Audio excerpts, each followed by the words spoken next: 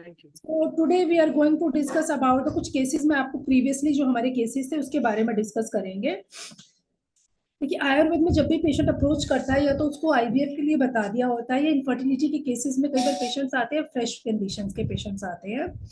सो हम किस तरह से लाइन ऑफ ट्रीटमेंट उनका प्लान करेंगे। फर्स्ट ऑफ ऑल हमें काउंसलिंग करनी होती है बोथ द पार्टनर्स की, और you have to see the previous history. आपको प्रीवियस हिस्ट्री जो है at the time of the menarche से लेकर स्टार्ट करना है, because at the time of the menarche के ही पेशेंट का कई बार वात जो है वो एग्रीवेटेड होता है, और समटाइम जैसे पेशेंट की रिपोर्ट्स में कोई थायराइड नहीं आ रहा है, कहीं पीसीओडी, कोई क्लिनिकल सिम्टम्स जो है उसके नहीं आ रहे हैं, यूएसजी भी नॉर्मल है, but patient is not able to conceive. तो उन केसेस में वी हैव टू रेक्टिफाई कि हम किस तरह से उसका लाइन ऑफ ट्रीटमेंट्स को स्टार्टअप करें। तो कुछ केसेस है, old cases, I will share you that cases to with you. देखिए जो पेशेंट्स हमारे पास आता है, यहाँ पे कुछ केसेस हैं हमारे पास। पेशेंट एज इज 32 ईयर्स की एज है। Patient is a school teacher. OPD में जब इसने हमें अप्रोच किया और कंप्लेंट था इसका not able to conceive since 11 years. So regular unprotective sex में थी but not able to conceive since 11 years के साथ। सीमन पैरामीटर्स हमने उसके हस्बैंड का चेक करवाया, तो हस्बैंड का parameter was in normal limits. Then wife का जो एज था that is 32 years, elderly primary gravidas के अंदर जाता है ये केस। और प्रीवियसली 9 इयर्स की जो हिस्ट्री आ रही थी इसकी, 9 ईयर से इसका जो मेंस्ट्रुएशन साइकिल था that was irregular. So you can history of the menstruation is irregular. It shows that there is a deformities in the, अगर बाकी सब उसमें report was a normal but irregularity in the menstruation cycle आ रहा था। Then patient menstruation history जो show कर रही थी 6 डेज का उसका ड्यूरेशन था, और इंटरवल भी 6 to 7 मंथ्स के बीच में, 2 साइकिल्स के बीच में इंटरवल्स रहता था। और 10 ईयर से वो रेगुलर हार्मोनल थेरेपीज के ऊपर थी पेशेंट। उसका आयु भी हो चुका था, जिसकी वजह से पेशेंट ने बहुत ज्यादा वेट गेन कर लिया था। और इस कंडीशन में पेशेंट जब हमें अप्रोच किया था ये 2018, सो ये जब हमारे पास अप्रोच करी थी 2018 में हमारे पास आई, and she was taking already बहुत सारे हार्मोनल पिल्स जो है वो ले चुकी थी। सम डॉक्टर्स ने उसको पीसीओडी का ही ट्रीटमेंट जो प्लान किया था, फर्टाइल की टैबलेट्स 5 डेज, फिर प्रोजेस्ट्रॉन का साइकिल, एचएसजी का इंजेक्शन, मेंटेन का इंजेक्शन, और ऑल द जो नॉर्मल एक पैरामीटर चलता है इनफर्टिलिटी का, शी टुक दैट, जिससे उस पेशेंट को कंसीव तो नहीं हुआ बट उसका वेट जो है वो बहुत ज्यादा गेन हो गया था, और जिससे उसका साइकिल जो था वो दिस ड्यूरेशन जो था वो 6 डेज का रहता था, बट डिस्टर्ब रहता था।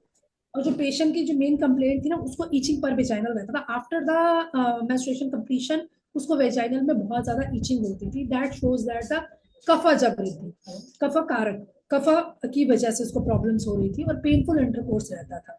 सो ये उसकी मेन कंप्लेंट्स थी पेशेंट की, कि उसको इचिंग रहती थी आफ्टर द मेंस्ट्रुएशन। जब हमने उसकी पूरी हिस्ट्री ली, और सेकंड ड्यूरिंग द रिलेशनशिप उसको पेन्स रहता था, तो उसके लिए उसने ऑलरेडी लुब्रिकेंट जेलीज और ये सब चीजों को उसने यूज कर रही थी, but she is not getting the relief. So इसमें जो हमने लाइन ऑफ ट्रीटमेंट जो पेशेंट का एडवाइस किया, पहले हमने यूएसजी करवाया उसका पेशेंट का, तो उसमें पॉलीसिस्टिक के सिम्टम्स अपीयर हो रहे थे, क्योंकि ऑलरेडी वो एलोपैथिक में पॉलीसिस्टिक का ट्रीटमेंट्स ले चुकी थी काफी टाइम से। तो we can start with the, हमने उसका जो मेन फोकस किया वेट रिडक्शन पे पहले उसका फोकस किया। एंडोमेट्रियल थिकनेस जो थी वो 7.5 mm की थी। मेंस्ट्रुएशन पेशेंट का था, जो साइकिल था वो 13/12 को 2018 में हमने उसको पंचकर्मा थेरेपीज के लिए स्टार्टअप किया। वेट उसका रिड्यूस किया, 85 kg था। पंचकर्मा ट्रीटमेंट्स में हमने उसको फर्स्ट ऑफ ऑल दीपन पाचन दिया। Then we start with the basti का ट्रीटमेंट हमने प्लान किया। बस्ती में लेखन बस्ती जो है वो इंडिकेटेड रहती है ओबेसिटी के कंडीशंस में, जिसमें आप शिलाजीत और गोमूत्र को यूज करते हैं। सो कंप्लीट लेखन बस्ती का ट्रीटमेंट प्लान किया गया विद उद्वर्तनम। 7 डेज उद्वर्तनम दिया, 15 डेज का उसको लेखन बस्ती का प्लान किया, और विद इन द 3 मंथ्स उसका वेट जो है वो 10 kg तक रिड्यूस में आ गया। जब उसका रिडक्शन आ रहा था बट उस टाइम हमने कुछ इंटरनली ड्रग्स भी एडवाइस करे थे। सो इंटरनली ड्रग्स में हमने उसको मेदोहर गूगल आप दे सकते हो, Chandraprabha Vati is indicated drugs, tablet Chitrakadi Vati for the digestion power के लिए आप दे सकते हो, या फैटगो आता है, या महामंजिष्टादि कषायम फॉर द रक्त शोधन, ये हमने उसको इंटरनली मेडिसिन एडवाइस की स्टार्टिंग 3 मंथ्स। हमारा मेन फोकस जो रहा स्टार्टिंग के 3 months not for the conceiving, for the maintenance of the health of the patient, जिसने हार्मोनल पिल्स की वजह से वेट गेन कर लिया था, या उसकी बॉडी में जो डिफॉर्मिटीज आ रही थी, बहुत ज्यादा लेजीपन आ रहा था, पेन्स मल्टीपल जॉइंट्स में पेन रह रहा था, डिस्टर्ब रह रही थी, चाहे फिजिकली भी डिस्टर्ब थी और मेंटली भी डिस्टर्ब था पेशेंट। देन उसको जैसे ही वेट रिडक्शन में आया 75 केजीज, हमने दोबारा से रिपीट उसका यूएसजी करवाया 3 मंथ्स के बाद, जिसमें डोमिनेंट फॉलिकल्स जो थे राइट ओवरी के 18 to 16 mm के थे, और एंडोमेट्रियल की थिकनेस जो थी वो 11 mm इंक्रीज हो गई थी। फिर मैंने इसको 3rd मंथ में उत्तर बस्ती के लिए प्लान किया। उत्तर बस्ती हमने पेशेंट को फलघृत से और क्षीरबला तेल से हमने उत्तर बस्ती दी। जब 5 days कॉन्टिन्यूसली इस पेशेंट को उत्तर बस्ती दी गई, और then the patient was conceived within the 5th month. 3rd month तक हमने उसका वेट रिडक्शन किया, तो 2 मंथ्स हमने उसको उत्तर बस्ती दी, then the patient was conceived, और उसने फीमेल पेशेंट जो है वो डिलीवर किया, फीमेल बेबी को उसने डिलीवर किया the size of 3 to 2.6 kg। इस पेशेंट में हमने गर्भ संस्कार के माध्यम से उसको सब चीजें भी एक्सप्लेन करी थी। पहले कंसीव करने के बाद we explain her to how to develop the all the symptoms and this diet chart, music therapy and all. तो जब उसका बेबी डिलीवर हुआ, it's a very good baby, 3.26 kg का LSCS से उसका डिलीवरी हुई थी। ठीक है, so this is the case. जब भी आप पेशेंट को ऑब्जर्वेशन में लेते हैं तो फर्स्ट ऑफ ऑल आप उसकी पॉजिटिव फैक्टर्स को देखिए, क्योंकि यहाँ पे हमने ना उसको बीच में प्रक्षालन भी एडवाइस किया था, इचिंग थी, तो सबसे पहले हमने इसको कफ का शमन करने के लिए किया, जिसमें हमने महामंजिष्टादि कषायम को डाला। महामंजिष्टादि कषायम और चंद्रप्रभावटी या चित्रकादि टैबलेट, इन तीनों का जब हम कॉम्बिनेशन देते हैं तो चंद्रप्रभावटी जो है ये पित्तवर्धक तो है, शिलाजीत है, तो शिलाजीत इसमें होता है, बट डायूरेटिक एक्शन करती है और एक रसायन की तरह भी ये कार्य करती है। फीमेल टॉनिक भी चंद्रप्रभावटी को बोला जाता है। तो ये रसायन की तरह एक्शन करने से it gives a very good result to the patient. Next एक और केस है जो बहुत पुराना पेशेंट जो है सफर कर रहा था। पेशेंट वॉज सफर 2012, आज से 12 साल पहले से उसको मैरिज हिस्ट्री थी उसकी 2011 की, और 14 ईयर्स ऑलमोस्ट हो गए हैं। तो पेशेंट वॉज जो नॉर्मल उसकी जो पूरा हिस्ट्री हमने कंपाइल्ड करी थी, 2012 में उस पेशेंट को डायग्नोज हुआ, डिलेड साइकिल हो रहा था, तो बायलेटरल PCOS डायग्नोज हुआ विद एंटीम्यूरल हार्मोन्स जो था AMH। आजकल बहुत सारे कंडीशंस में AMH को हम जब चेक करवाते हैं ना तो उसमें वेरिएशंस आती है। तो यहाँ पे पेशेंट का AMH जो था वो 9.89 mg/ml था। फिर 2016 में हमें इसको इंड्यूस, इसने ऑलरेडी पेशेंट जब हमारे पास आया तो IVF करवा चुका था। जब पेशेंट ने मॉडर्न मेडिसिन ली फर्स्ट ऑफ ऑल, फिर 2016 में इसने IUI किया। IUI जो था इसका 2 साइकिल्स हुए और इट वाज फेल्ड। जब पेशेंट 2018 में हमारे पास आया, that was the condition of irregular cycle था इसका, और LMP हम देखते हैं इसका जो था जून में इसको पीरियड्स हुआ था। वेट पेशेंट का 98 kg था। सिमिलर इसमें भी, क्योंकि जितने भी पेशेंट्स आपको IVF के बाद अप्रोच करेंगे उन पेशेंट्स में आप देखेंगे कि हार्मोनल डिस्टरबेंस की वजह से पेशेंट का वेट जो है वो 8 से 10 किलो ऑलरेडी गेन हुआ ही होता है, और उसमें कफ के सिम्टम्स बहुत ज्यादा दिखते हैं, क्योंकि हार्मोन्स लेने की वजह से ना उसकी बॉडी में जो नॉर्मल फिनोमिना होता है बॉडी का वो डिस्टर्ब हो जाता है।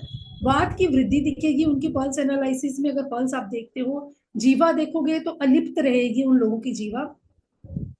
पेशेंट को जो सतव होता है वो भी हीन सतव में चेंज हो जाता है, अवर सतव की तरफ मूव करना शुरू हो जाता है। तो इस कंडीशन में जो हमें पेशेंट की दशा विधा परीक्षा का एनालिसिस करना होता है, we have to plan for the, उसमें हमें सिम्टोमेटिकली ट्रीटमेंट्स पहले देखने हैं, उसके पेशेंट के कौन सा दोषाज जो है वो बढ़ रहा है, उसके अकॉर्डिंग वी कैन प्लान। तो यहाँ पे जो पेशेंट का प्रॉब्लम जो हो रही है that is due to the कफ की एग्रीवेशन की वजह से। तो हमें सबसे पहले पेशेंट को कफ का शमन करना है। कफ शमन करने के लिए हमने पेशेंट का जो पेशेंट का जो इरेगुलर साइकिल था उसको हमें साइकिल को मेंटेन करना है। उस साइकिल को मेंटेन करने के लिए हमने पेशेंट का विरेचन लाइन ऑफ ट्रीटमेंट आप प्लान कर सकते हो। विरेचन देने से क्या है, दोषास को हम बैलेंसिंग में लेके आते हैं। तो यहाँ इस पेशेंट की कंडीशन जो थी, ये जब ये आयुर्वेदा को ट्रीटमेंट इसने 2018 में हमारे पास अप्रोच किया था, और 19 तक का हमने उसका पहले तो पेशेंट को नॉर्मली दीपन पाचन की औषधि दी और उसकी काउंसलिंग करी। तो पेशेंट का थोड़ा माइंड मेकअप नहीं हो पा रहा था कि मुझे आयुर्वेदा में ट्रीटमेंट लेना है या I have to take the rest. उसको था कि मुझे 2-3 महीने गैप करके ट्रीटमेंट प्लान करना है। देन 2019 में पेशेंट को दोबारा से हमारे पास जब अप्रोच किया तो हमने पंचकर्मा ट्रीटमेंट उसको स्टार्ट किया। पंचकर्मा में अगेन मैंने उसको बस्ती के लिए प्लान अप किया था। पहले उसको हमने विरेचन दिया। विरेचन देने के बाद उसके 2 to 3 मंथ्स तक पीरियड जो है वो नॉर्मल आना शुरू हो गए। इन केसेस में आपको ना कोई टाइम पीरियड का कमिटमेंट नहीं करना होता है, क्योंकि पेशेंट ऑलरेडी अगर 10-11 साल से इनफर्टिलिटी को सफर कर रहा है और उसको AMH भी उस पेशेंट का लो था, बायलेटरल पॉलीसिस्टिक ओवरी भी थी, 2 बार उसका ऑपरेट होने के बाद भी पेशेंट को सिस्ट की डेवलपमेंट हो रही थी। तो उस कंडीशन में हमें पहले उसके दोषास को ही बैलेंस किया, और पेशेंट का एंडोमेट्रियल थिकनेस जो थी 7.5 mm थी। जब इन द मंथ ऑफ फरवरी मार्च में हमने पेशेंट को बस्ती के लिए प्लान किया था। सो बस्ती में लेखन बस्ती हमने दी, साथ फॉलोड बाय द उत्तर बस्ती, दोनों ही लाइन ऑफ ट्रीटमेंट हमने इसको स्टार्टअप कर दिए थे। लेखन बस्ती जब भी आप किसी पेशेंट को देते हैं ना, तो पहले आप उसको कषाया बस्ती दोगे, फिर अनुवासन बस्ती दोगे, क्योंकि डायरेक्ट लेखन बस्ती देने से भी कई बार पेशेंट का BP जो है ना वो फॉल में आना शुरू हो जाता है। तो यहाँ पे हमने पेशेंट को पहले कषाया बस्ती, दशमूल कषाया की बस्ती दी 1 डे। देन उसके बाद हमने उसको अनुवासन बस्ती दी बला तेल के साथ। फिर हमने उसको लेखन बस्ती 7 डेज के लिए प्लान किया पेशेंट का, विद इंटरनल मेडिसिन हमने दी। इंटरनल मेडिसिन में इस पेशेंट को हमने त्रिफला गूगल ऐड किया था और मेदोहर गूगल ऐड किया। साथ में हाइपोनिट की टैबलेट आती चरक फार्मा की, टू रिड्यूस द PCOS की कंडीशन को, और कांचना गूगल, ये सब मेडिसिन को हमने पेशेंट को किया फॉर द 3 मंथ्स तक कॉन्टिन्यूसली इन मेडिसिन के ऊपर हमने उसको रखा है। आफ्टर दैट इसको जो हमने उत्तर बस्ती दी थी फलघृत और क्षीर बला तेल से ही दी थी। आप अगर PCOS आता है तो पेशेंट को फर्स्ट सेटिंग फलघृत की देके 2 सेटिंग्स अब आप क्षार तेल की भी दे सकते हो, तो उसके बाद पेशेंट की रिकवरी जो है वो होना शुरू हो जाती है। इसमें जो फॉलिकुलर थे वो 18 to 16 mm के थे, एंडोमेट्रियल थिकनेस जो थी वो 11 mm की थी, और पेशेंट जो है वो बहुत ही जल्दी पॉजिटिव UPT उसका पॉजिटिव आ गया था 7th मंथ में ही।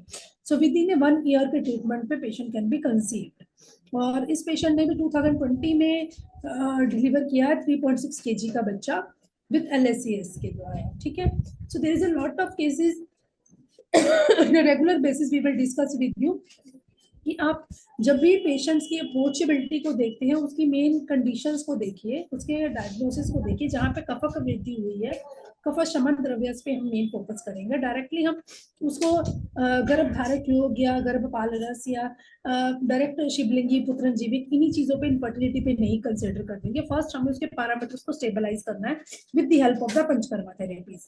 अगर आप पेशेंट को विरेचन करवाते हैं तो उसका मेंस्ट्रुएशन साइकिल जो है वो नॉर्मल हो जाता है। अगर पेशेंट को फिर भी नॉर्मल साइकिल नहीं आता तो रिपीटेड विरेचन जो है वो आप प्लान कर सकते हो। 2 से 3 थेरेपीज अगर पेशेंट 3 मंथ्स में विरेचन कर लेता है ना, तो sometime she can be conceived, वो अपने आप विदाउट एनी हम गर्भ स्थापक द्रव्य देने के बाद, कोई भी नो नीड ऑफ एनी गर्भ स्थापक द्रव्य नहीं देने पे भी कई बार पेशेंट्स में हम पॉजिटिविटी देखते हैं तो पेशेंट कैन बी कंसीव।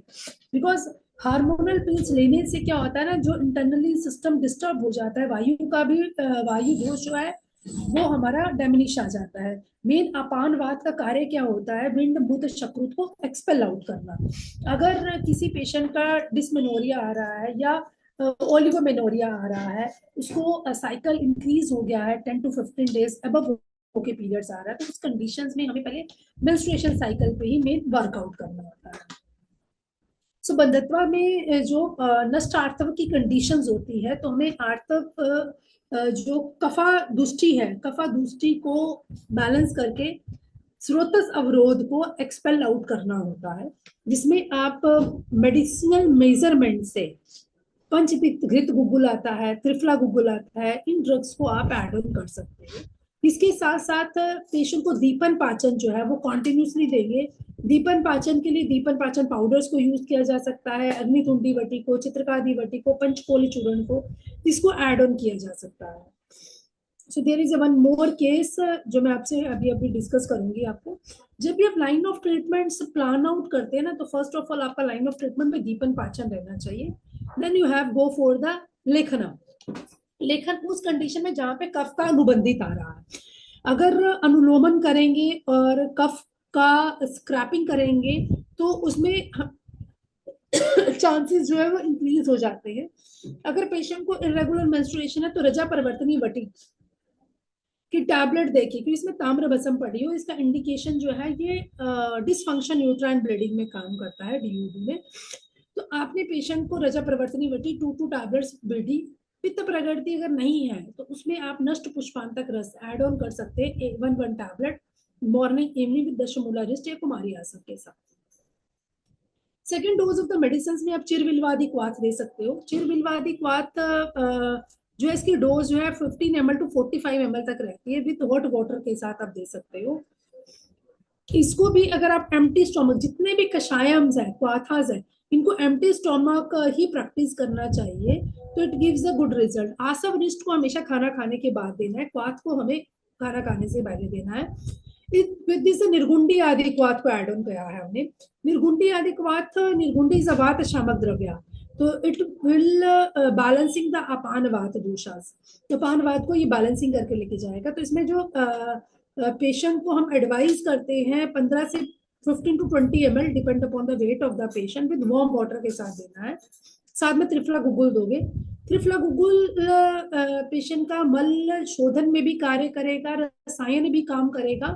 तो दिस कॉम्बिनेशन में मेडिसिन से पेशेंट का जो वायु एग्रीवेशन है उसको हम बैलेंसिंग करते हैं। जितनी भी गुग्गुल की प्रिपरेशन है इसको हमेशा खाना खाने के बाद ही देना है, मॉर्निंग इवनिंग।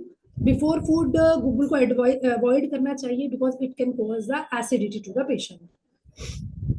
इसके साथ साथ अगर आप पंचकर्मा ट्रीटमेंट्स में लेके जाना चाहते हो पेशेंट को, तो उसको अभ्यंग उद्वर्तनम से स्टार्ट करेंगे। पेशेंट का कफ बढ़ा हुआ है तो हम पेशेंट को उद्वर्तनम दे सकते हैं, विद वरा चूर्ण, कोलफूल आदि चूर्ण, त्रिफला, हल्दी, सफटिक, तीनों को मिक्स करके भी दे सकते हैं। अगर पेशेंट में कफ गुण की ज्यादा ही वृद्धि है, अगर ओबेस है पेशेंट का, और दोषा प्रकृति आपने एनालिसिस की है, कफ वातज प्रकृति है, कफ पित्तज प्रकृति है, तो हम कुल्थ्यादि चूर्ण का ज्यादा इस्तेमाल करेंगे। और पेशेंट की अगर प्रकृति वातजा है, उसमें अगर आप उद्वर्तनम दे रहे हो तो स्नेहन युक्त उद्वर्तनम हम प्लान करेंगे। पहले उसको local application of medicated oil, जिसको उत्साधन बोलते हैं, medicated oil with Mahanarayan, Dhanwantaram तेल से आप, या बला ऑयल, बलाश्वगंधा ऑयल को भी यूज कर सकते हैं। बलाश्वगंधा ऑयल से एक बार 10 मिनट्स का अभ्यंगम टाइप ऑफ लोकल एप्लीकेशन देंगे। Then we have to start with the udvartanam in the vataja condition. वातजा कंडीशन में डायरेक्ट उद्वर्तनम देने से वायु फिर डिस्टर्ब होता है, क्रिप्स पेशेंट को पॉजिटिव होना शुरू हो जाते हैं, उसकी बोन्स में कट कट कट की आवाज आना शुरू हो जाती है। सो और अगर ऑलरेडी वातजा कंडीशन है, पेशेंट की लीन है बहुत, उसमें आप उद्वर्तनम देंगे तो उसकी बॉडी जो है वो रिकवरी स्टेज जो है वो नहीं आ पाएगी, इसलिए उसमें उत्साधन लाइन ऑफ ट्रीटमेंट देते हैं। अगर वात कफजा प्रकृति, वात इज अ प्रिडोमिनेंट दोषास और कफ जो है उसका अनुबंधित दोषा है। यहाँ पे पेशेंट को आप 3 days to 9 days तक प्लान कर सकते हो उद्वर्तनम, ठीक है। फिर शुशु संहिता में यहाँ पे तक्रपान के बारे में व्याख्यान दिया गया है 6th अध्याय में। शुशु सूत्र स्थान में तक्रपान, तक्र जो है वो आप हर पेशेंट में वैसे तो एड ऑन किया जा सकता है कि तक्र को अमृत भी बोला गया है, तो तक्रपान विद्या हिंग या जीरक, इन दोनों को मिक्स करके इन द डे टाइम पे तक्र का सेवन पेशेंट को करवाना चाहिए।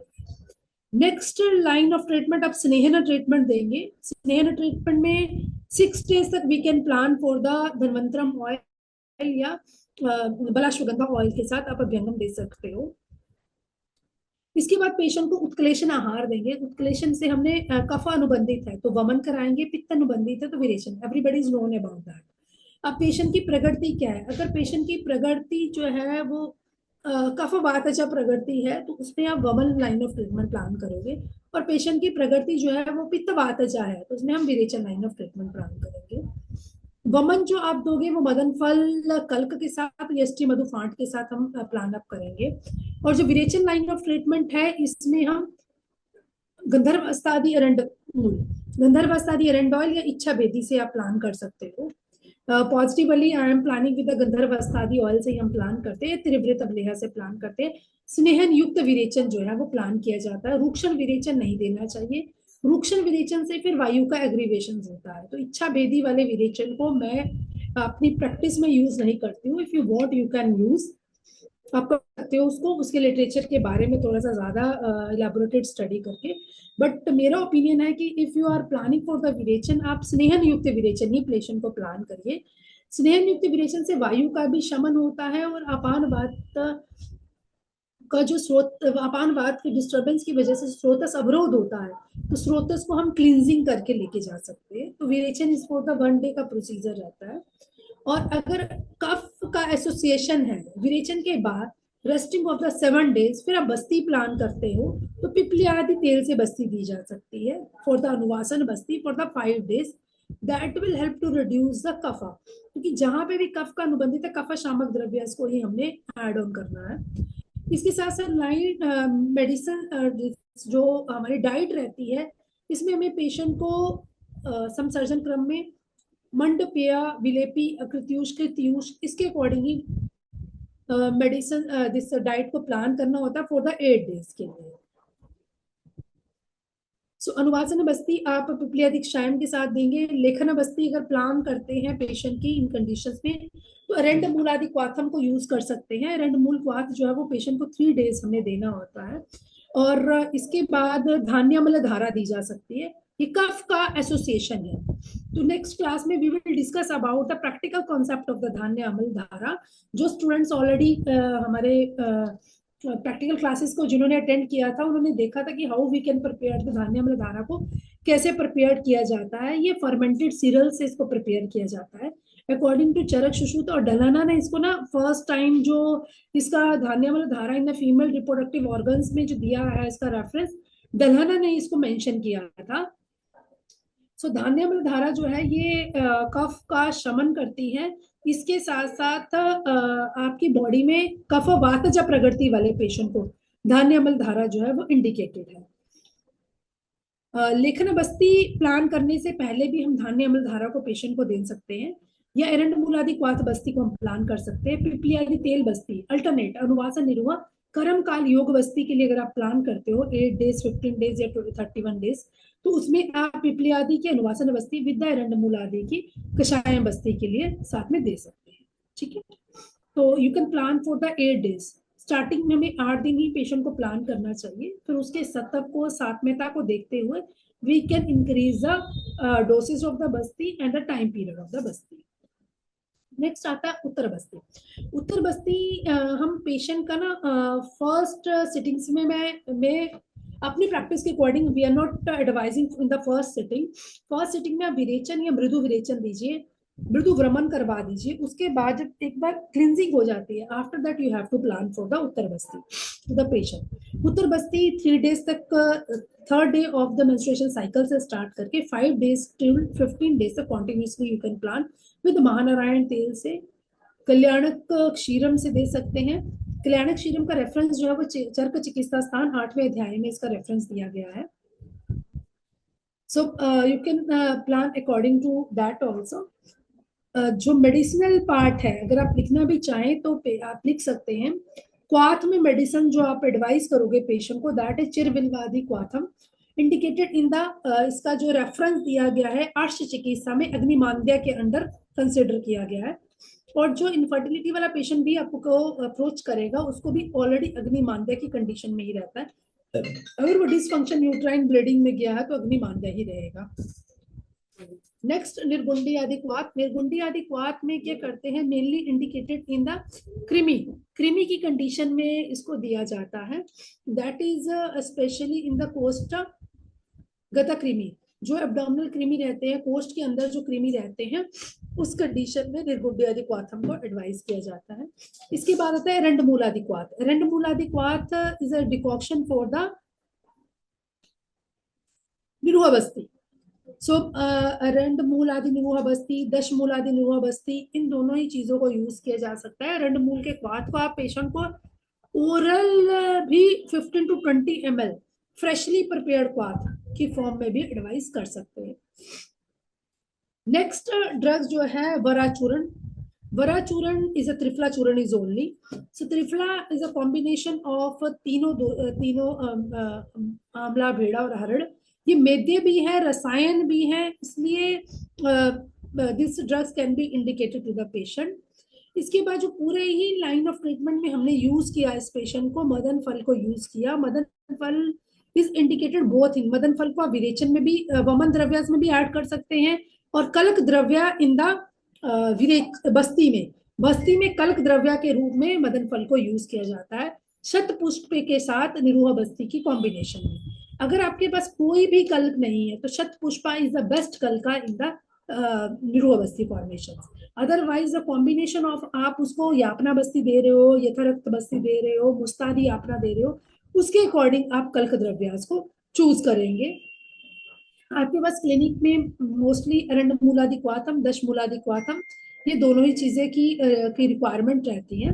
नेक्स्ट ऑयल्स जो है, we can use the Sarshapadi oil को यूज कर सकते हैं, धर्मंतरम आदि तेलम को यूज कर सकते हैं, गंधर्वस्तादि एरंड ऑयल को हम यूज कर सकते हैं। दीज प्रिपरेशंस आर, जो सर्षपादि ऑयल है, that is extract of the mustard seeds, so it's the penetration